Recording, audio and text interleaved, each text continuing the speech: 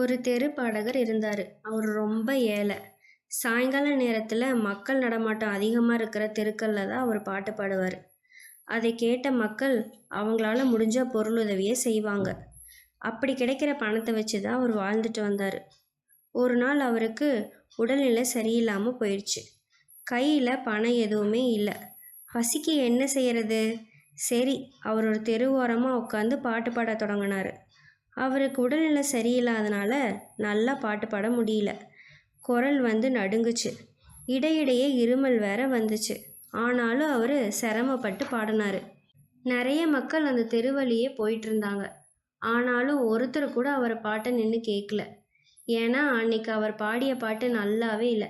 அப்போ வானம் இருண்டுட்டு மழை வருவது போல இருந்துச்சு. மக்கள் எல்லாரும் அவங்கவுங்க இடங்களுக்கு வேகமாக திரும்பிட்டு இருந்தாங்க. தெரு ஓரத்தில் பாடிட்டு இருக்கிற அவரை ஒருத்தருமே திரும்பி